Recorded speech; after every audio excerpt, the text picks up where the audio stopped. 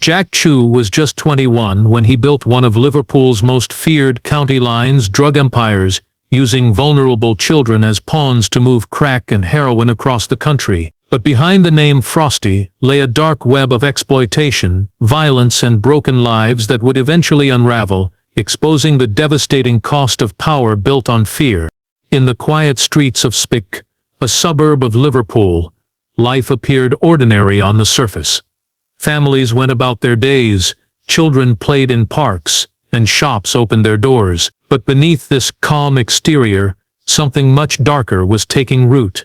An invisible network that would soon grip not only Spick, but other towns far beyond its borders. At the center of this emerging shadow was Jack Chu, a young man just 21 years old, whose ambition and ruthlessness would soon transform a small local drug operation into one of the most dangerous county lines in the region. Jack wasn't your typical criminal kingpin, he was a product of his environment.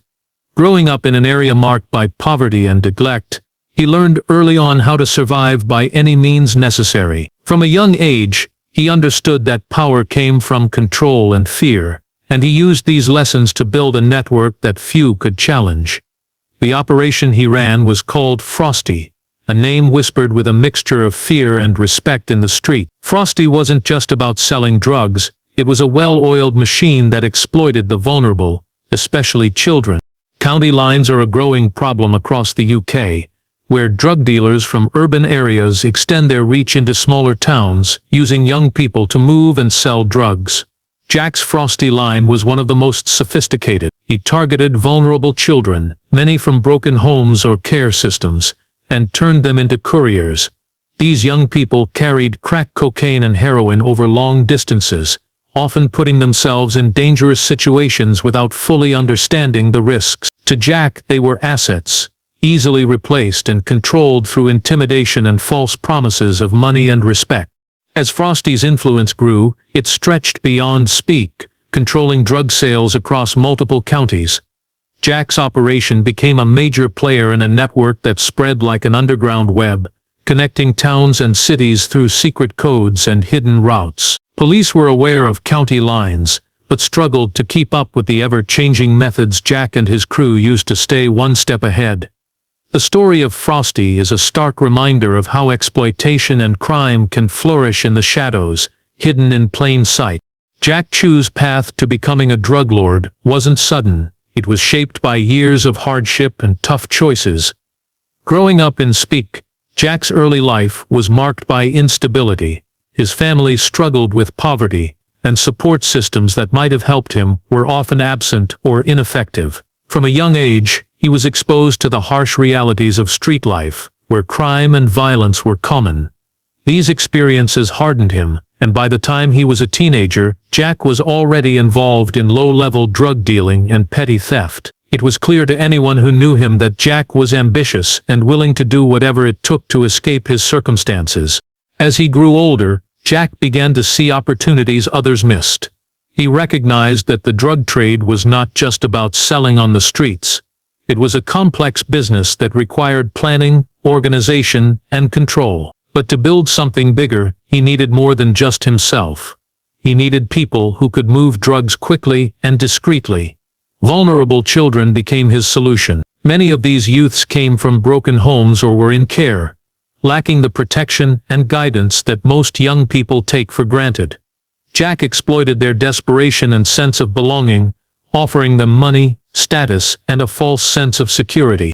These children, often no older than 14 or 15, were sent out to other towns and cities to carry drugs for Jack's operation.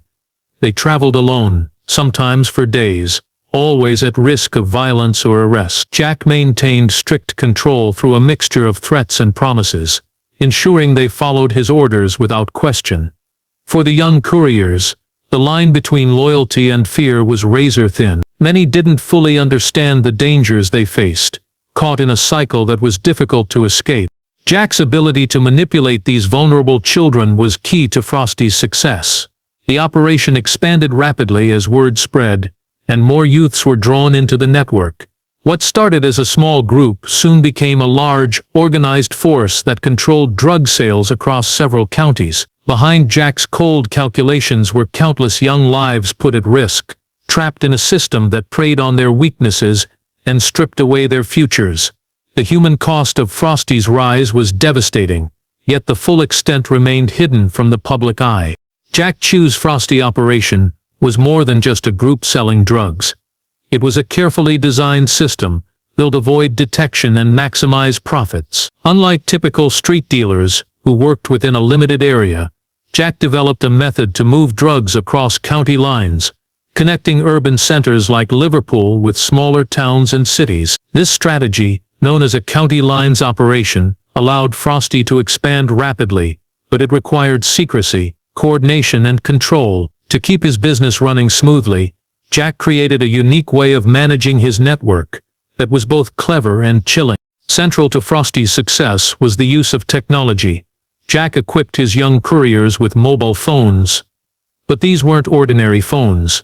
They were loaded with coded language, secret emojis and nicknames that disguised the true meaning of their messages. For example, a smiley face could mean a kilogram of drugs, while a snowflake emoji might stand for a specific delivery location. This complex code helped the network stay one step ahead of police surveillance and made it difficult for outsiders to understand their communication. Even when phones were seized by the authorities, the messages often appeared harmless at first glance.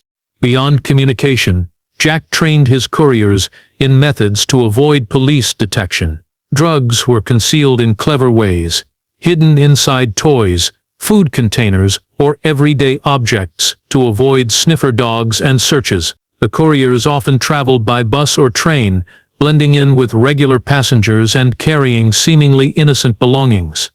Jack's instructions were strict: avoid drawing attention, never speak about the drugs, and report back immediately after deliveries. These tactics helped Frosty control drug trafficking across a wide area without attracting too much attention. But this system came with a cost. The young couriers were under constant pressure and risked arrest or violence from rival gangs. Many suffered abuse and exploitation as Jack and his team pushed them to work harder and travel further. Despite this, the operation's efficiency and reach grew, making Frosty a dominant force in the drug trade. Jack's combination of technology, coded language, and ruthless control created a dangerous machine, one that was difficult to stop and devastating to the lives caught in its grip. Behind the expanding reach of Jack Chew's Frosty drug line was a trail of suffering that often went unnoticed. The young couriers who carried drugs from town to town were not just dealers. Many were victims trapped in a dangerous and unforgiving cycle. These children and teenagers were exploited in ways that left lasting scars on their lives. Their stories remained hidden, overshadowed by news reports focusing on arrests or seizures, but the reality was far more heartbreaking. Many of the young people recruited by Frosty came from difficult backgrounds, broken families, care homes, or neighborhoods where support was scarce. For them, Jack's promises of money, status, and belonging were powerful draws. But once they became part of the network, the consequences were severe. The pressure to perform was relentless. Failure to meet expectations often resulted in punishment, ranging from threats to physical violence. In some cases, these children were forced to work long hours, traveling great distances while constantly under threat from rival gangs or police. As they carried drugs across county lines, many couriers faced dangers they couldn't control. Some were arrested and faced the harsh realities of the criminal justice system at a young age. Others became addicted to the very drugs they were transporting, a tragic cycle that destroyed hopes for their future. A number simply disappeared, lost to violence, exploitation, or running away to escape the life Jack had forced upon them. Families watched in despair as their children became strangers, caught between fear and shame. Many were unable to get help, fearing retaliation or doubting that anyone could intervene effectively. The community's silence helped Frosty grow stronger, while the real victims suffered in the shadows. This human cost was the darkest part of Jack's empire, one measured not in profits or arrests, but in broken lives and lost potential. While law enforcement focused on dismantling the operation, the true challenge remained: how to protect and support the vulnerable young people who had been drawn into Frosty's web. Their stories serve as a painful reminder of the hidden victims behind county lines' drug networks and the urgent need for better care and intervention. As Jack Chew's Frosty drug line grew, cracks began to show in the once tightly controlled operation. Success brought attention, not only from rival gangs, but also from law enforcement. Competition for control over lucrative drug markets led to violent clashes on the streets, threatening the stability that Jack had worked so hard to build. These conflicts were brutal and unpredictable, exposing the dangerous underbelly of the drug trade. Within Frosty itself, tensions started to rise. The pressure on young couriers increased, and some began to resist Jack's strict rules. Fear and mistrust grew among the members, with some couriers questioning their loyalty and safety. Jack's ruthless methods had kept most in line through intimidation, but as the risks became more apparent, cracks appeared in the loyalty that had won. Chew's Frosty drug line came unexpectedly with the arrest of a teenage courier, far from home. This young courier, caught carrying a significant amount of drugs, found himself trapped in a situation he could no longer control. Faced with serious charges and the harsh reality of the criminal justice system, he made a choice that would change everything.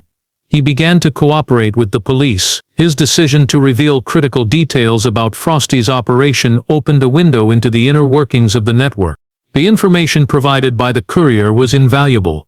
He named other members of the operation, described routes and methods, and explained the coded communication system that Jack had so carefully built. This intelligence allowed law enforcement to plan targeted raids and arrests, rather than continuing with random or low-level stops. For the first time, police had a clear picture of the scale and structure of Frosty, including the names and locations of several mid-level dealers and couriers. These arrests disrupted the flow of drugs and money, but Jack remained elusive. He was careful to avoid direct involvement in street-level activities, keeping his distance from the couriers and dealers who were being arrested. Jack's ability to stay in the shadows frustrated law enforcement, but they knew that as the network weakened, he would find it harder to maintain control. Meanwhile, the arrested couriers faced difficult choices. Some stayed loyal to Jack, while others, fearing long prison sentences, began to provide more information. This created a ripple effect within Frosty. As police gained further insight into the operation, the pressure on Jack grew, not just from the outside, but from within his own ranks. Despite these setbacks, Frosty was far from over. Jack continued to adapt, changing tactics and recruiting new couriers to replace those arrested or who had turned informant. The operation was resilient, but the balance had shifted. The arrest of that one teenage courier marked the beginning of a slow but steady unraveling of the drug empire Jack had built. It was a moment that showed how even the smallest cracks could lead to the collapse of a powerful criminal network. The unraveling of Jack Chew's Frosty drug line took a dramatic turn when an unexpected betrayal shook the core of the operation. An insider, someone trusted and deeply embedded within Jack's network, made the risky decision to contact the police anonymously. This act of defiance was a powerful blow to Frosty, giving law enforcement access to secrets that had previously been hidden. The information revealed not only confirmed much of what police suspected, but also uncovered new details about Jack's finances, safe houses, and communication methods. This betrayal sent shockwaves through Frosty's ranks. The trusted inner circle, once bound by loyalty and fear, began to fracture. Jack had relied on silence and intimidation to keep his team in line, but now paranoia took hold. Members wondered who else might be cooperating with the authorities, making trust nearly impossible. The fear of being exposed or arrested created tension and suspicion, weakening the operation from the inside. With this new intelligence, police launched a series of coordinated raids targeting key locations tied to Frosty. Safe houses were stormed, cash was seized, and mobile phones were confiscated, providing further evidence. The raids disrupted Jack's ability to coordinate his couriers and manage his drug supply, causing chaos within the network. For the first time, law enforcement felt they had a real chance to bring down the entire operation rather than just arresting low-level players.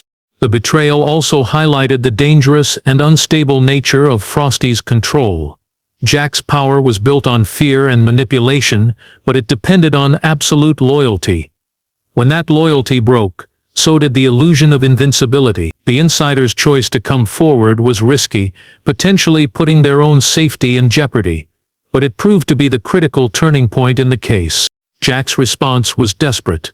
He tightened his grip, increased surveillance within his network, and tried to identify the traitor. Yet the damage had already been done.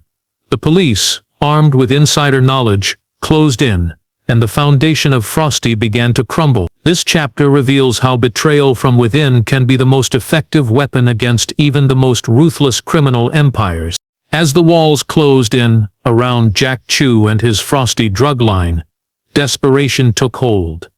With police closing the net tighter and more insiders cooperating with authorities, Jack knew his operation was no longer safe. In a last-ditch effort to salvage his empire, he tried to shift tactics, moving his drug routes to new locations and recruiting even younger children to serve as couriers. These younger recruits were easier to control and less likely to attract police attention. But the move revealed just how far Jack was willing to push the limits, exploiting children who barely understood the danger they were in. Despite these efforts, the damage to Frosty was irreversible.